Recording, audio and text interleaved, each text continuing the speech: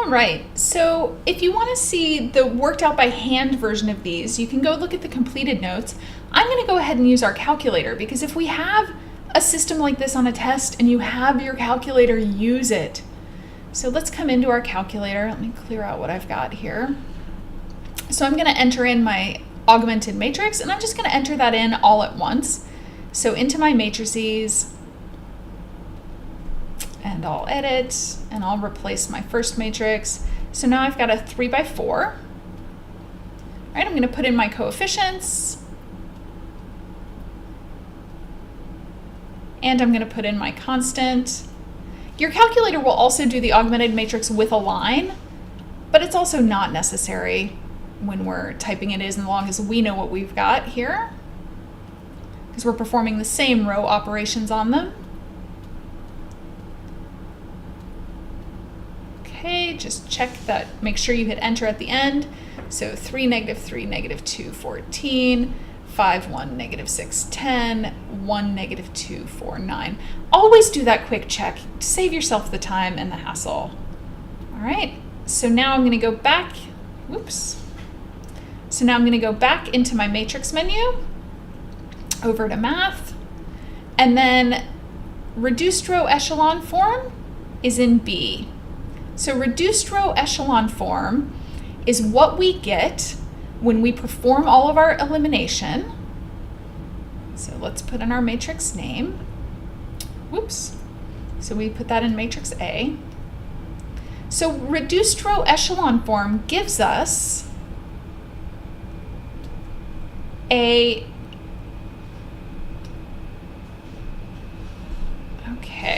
So reduced row echelon form gives us the identity. It tries to produce the identity matrix as much as it can. So in this case, looking at this, we can see now that our x value is 3, our y value is -2, and our z value is 1/2. So reduced row echelon form comes when we do Gauss-Jordan elimination. Gaussian elimination produces row echelon form. So row echelon form, we're missing the reduced. Notice that row echelon form doesn't necessarily have ones. It's not quite the identity matrix, but it does have our zeros. So row echelon form versus reduced row echelon form. Reduced row echelon form obviously is really nice because straight away we see our variables. What this has, let's look here. Look at this. Very, very, very sneaky. This 9 and this 5 switched around.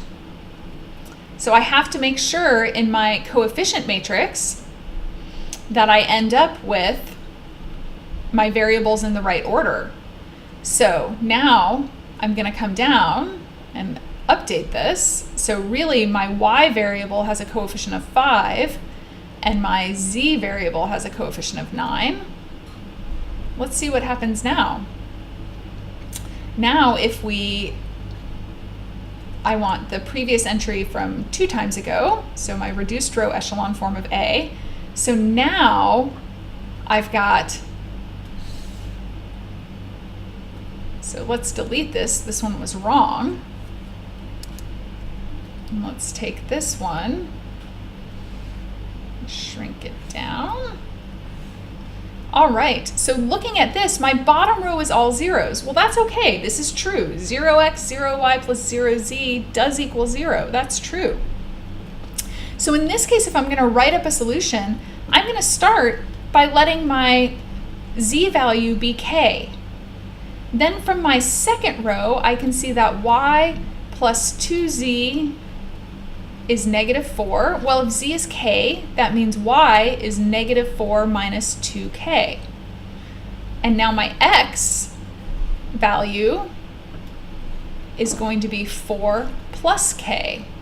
So I have infinite solutions here.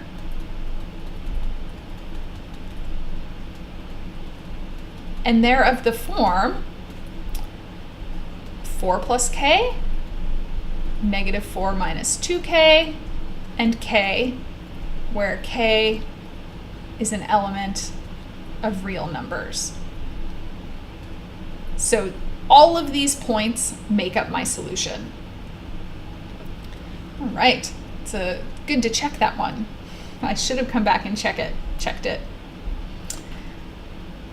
Okay, so I'm going to leave this third one for you. Again, you can come check it in the notes. What you're going to end up finding is that we end up with 0, 0, 0 equals 1. That is false. 0 plus 0 plus 0 never equals 1, so there are no solutions.